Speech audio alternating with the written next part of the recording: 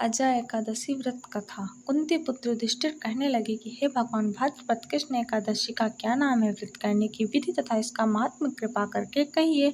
मधुसूदन कहने लगे कि इस एकादशी का नाम अजा है, सब प्रकार के समस्त पापों का नाश करने वाली है। जो मनुष्य इस दिन भगवान ऋषिकेश की पूजा करता है उसको वैकुंठ की प्राप्ति अवश्य होती है। अब आप इसकी कथा सुनिए।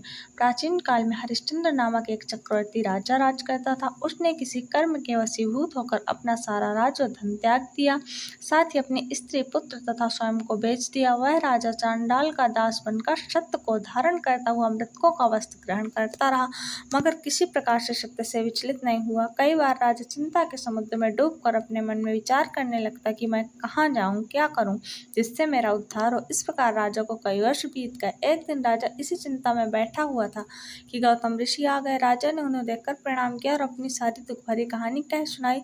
यह बात सुनकर गौतम ऋषि कहने लगे कि हे राजन, तुम्हारे भाग्य से आज से 7 दिन बाद भाद्रपद कृष्ण पक्ष की अजा नाम की एकादशी आएगी।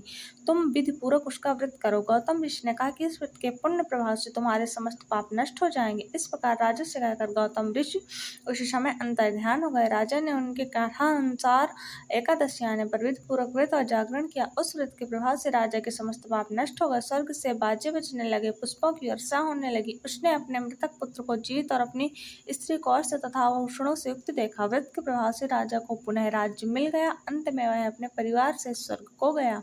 हे राजन, यह सब अजय एकादशी के प्रभाव से ही हुआ। अतः जो मनुष्य यत्न के साथ विधि पूर्वक इस व्रत को करते हुए रात्रि जागरण करते हैं, उनके समस्त पाप नष्ट होकर अंत में स्वर्गलोक को प्राप्त होते हैं। इस एकादशी की कथा के श्रवण मात्र से अश्वमेध यज्ञ का फल प्राप्त होता है।